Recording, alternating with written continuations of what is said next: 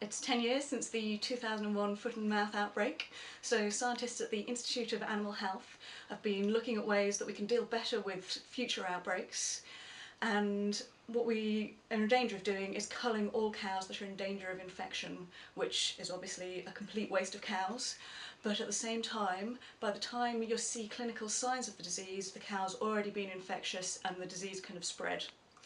So what they need to do is identify cows that are infectious before they're actually showing clinical signs. And what they found is there's sort of 3 stages of the disease. So first you have the disease but you're not infectious and you don't show any signs.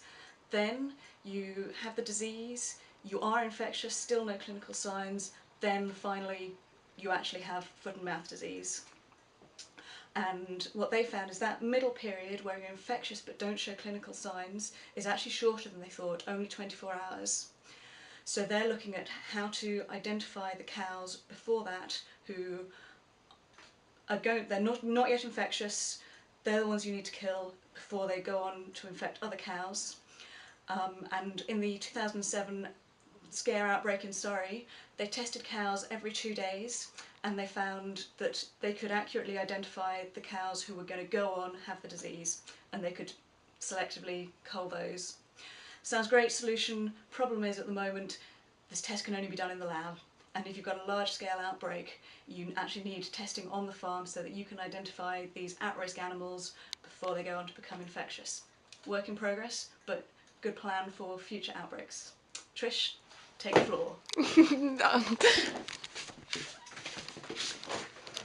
Fresh food needs to be safe for consumption because it doesn't get eaten, so it doesn't get made safe at home. And but also the fresh food needs to stay perfect, so we can't pour boiling water on it or anything like that. And one way of killing bacteria such as salmonella on fresh food is by using a cold atmosphere plasma machine, which uses external energy to give energy to the gases around the food, which make highly charged particles called plasmas, which inactivate the salmonella bacteria.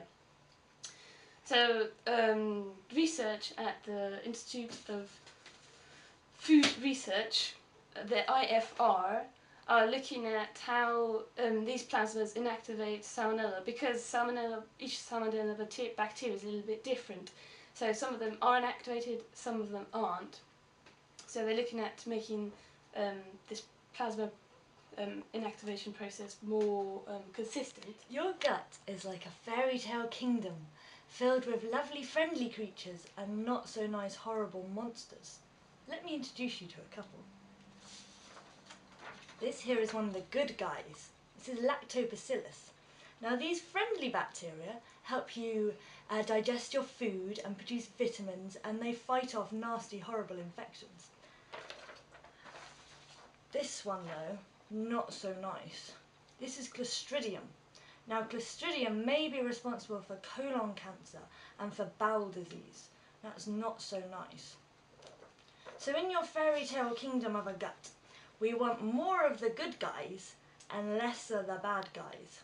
And now scientists at Reading University may have found the answer. It's these lovely things called flavonoids, which are found in cocoa. Now the flavonoids promote the growth of the nice friendly bacteria and decrease the growth of the nasty horrible Clostridium. But when cocoa is processed and turned into things like chocolate that you might want to eat, you lose about 98% of these nice flavonoids which we need. So the scientists at Reading are now working on making this process much better so that you get more of the flavonoids in what you eat. And then you'll have a nice fairy tale kingdom with lots of nice friendly bacteria. And they all live happily ever after. Aww.